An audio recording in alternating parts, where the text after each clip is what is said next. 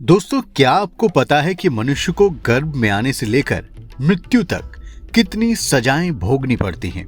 खास बात यह है कि ये सजाएं लगभग सभी मनुष्यों को भोगनी पड़ती हैं। हमारे शास्त्र कहते हैं कि इन सजाओं की जानकारी सभी मनुष्यों को होना बहुत जरूरी है। इस वीडियो में हम इन्हीं सजाओं को विस्तार से बताएंगे। इस वीडियो को आप अंत तक जरूर देखिएगा।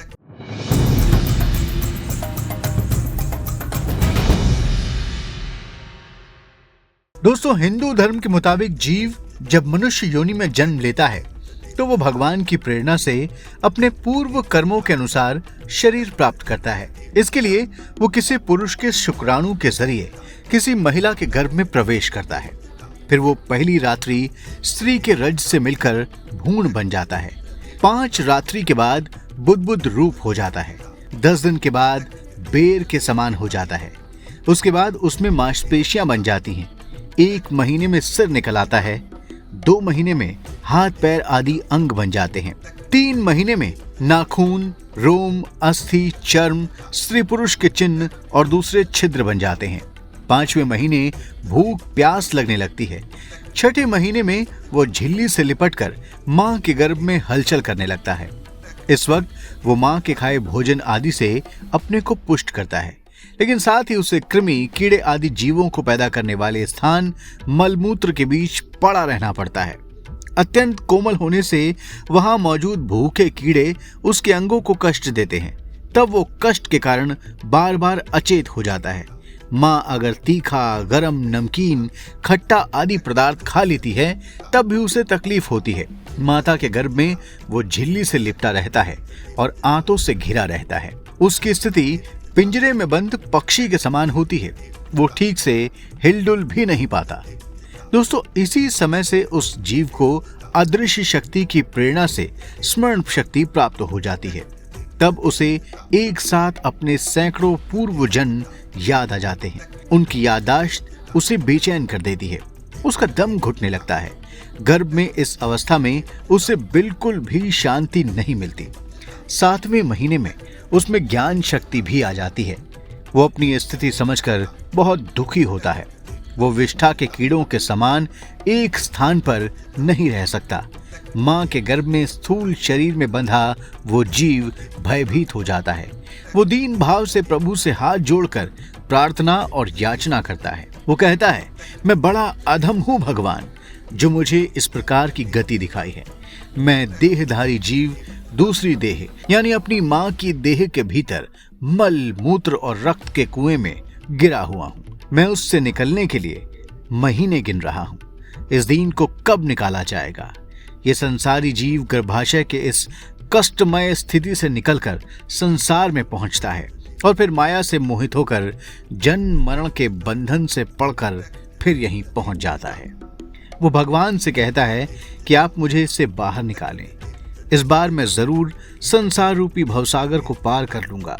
लेकिन 9वें 10वें महीने में वो जैसे ही बाहर आता है, उसकी श्वास की गति रुक जाती है और पूर्व स्मृति नष्ट हो जाती है। उसका गर्भावस्था का सारा ज्ञान मिट जाता है और वो देहा अभिमान की अज्ञान दशा में आ जाता है। शरीर को चोट आदि लगने से रोने लगता है। फिर माता पिता उसका पालन पोषण करने लगते हैं। उसे बेड पर सुला दिया जाता है। ऐसी स्थिति में उसे कीड़े मकोड़े, खटमल आदि काटते हैं, लेकिन रोने के अलावा वो कुछ नहीं कर पाता। इसी तरह वो बाल और किशोरावस्था को पार कर युवावस्था में पहुंच जाता है। यहाँ पर जब उसे कोई मनचाहा भोग नहीं मिलता तो वो क्रोध करता है और दुखी हो जाता है। जैसे अगर कोई युवा दूसरे युवा को आईफोन यूज करता हुआ देखता है तो उसकी भी इच्छा होती है, लेकिन जब वो उसे नहीं मिलता तो वो क्रोधित होता है, दुखी होता है। इसी क्रोध में वो दूसरे कामी लोगों से शत्रुता भी करता है।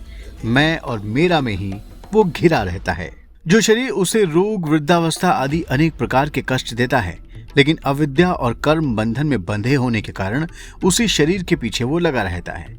सन्मार्ग में चलते हुए भी अगर उसकी संगत कामी और विषयी पुरुषों के साथ हो जाती है तो वो भी उन्हीं की तरह हो जाता है और फिर पहले की तरह नारकीय योनियों में पड़कर फंस जाता है। इसलिए मनुष्य को ऐसे कामी लोगों की संगत से दूर रहना चाहिए, क्योंकि जीव को किसी और का संग करने से ऐसा मोह और बंधन नहीं होता जैसा स्त्री और स्त्रियों के संगियों का संग करने से होता है। क्योंकि भागवत पुराण के अनुसार एक बार खुद ब्रह्मा जी अपनी पुत्री सरस्वती को देखकर उसके रूप पर मोहित हो गए थे और उसके मृग रूप होकर भागने पर उसके पीछे बेशर्मी से मृग रूप होकर दौड़ने लगे थे।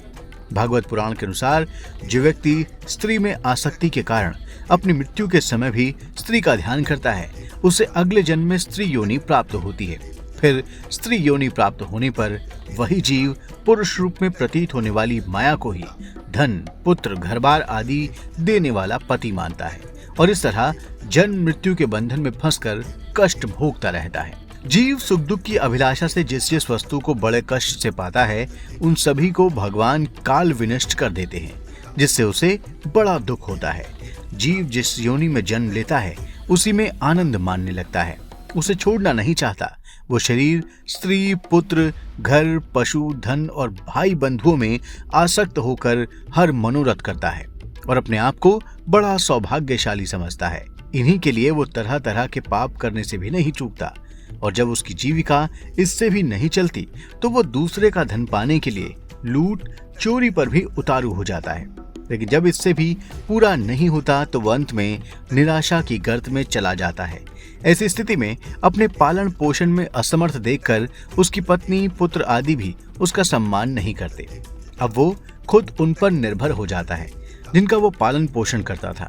वृद्धावस्था होने पर उसका रूप बिगड़ जाता है, भोजन और पुरुषार्थ दोनों कम हो जाते हैं। मृत्यु के मुंह की ओर बढ़ रहा वो जीव घर में पड़ा रहता है। घर के पालतू जानवरों की तरह ही उसके आगे भी भोजन पहुंच जाता है। मृत्यु के समय वो अपने दुखी परिजनों से घिरा पड़ा रहता है। उनके बुलाने पर भी उसके अंदर बोलने की ताकत नहीं रहती। इस तरह इंद्रियों को ना जीतकर परिवार पोषण में ही लगा रहने वाला जीव अत्यंत वेदना से अचेत होकर मृत्यु को प्राप्त कर लेता है। दोस्तों, संसारी जीव को इस कष्ट को जानना जरूरी है, क्योंकि इस ज्ञान से ही उसके अंदर विरक्ति या वैराग्य पैदा होता है, जिससे उसकी गति परमात्मा की तरफ होने लगती है। भगवत पुराण में कहा गया है कि जो पुरुष भगवान कृष्ण में चित्त लगाकर उनका श्रद्धा पूर्वक एक बार भी स्मरण कर लेता है या उनका नाम लेता है, उसे अपने कष्टों से मुक्ति मिलती है। वो जीव परम पद को प्राप्त कर लेता है। दोस्तों, आशा करते हैं कि वीडियो आपको जरूर पसंद आया होगा। अब आप इसे लाइक और शेयर करें और हमारे चैनल को सब्सक्राइब करें और हाँ, नोटिफिकेशन के लिए बेल आइकन दबाना भी बिल्कुल ना भूलें। धन्यवाद।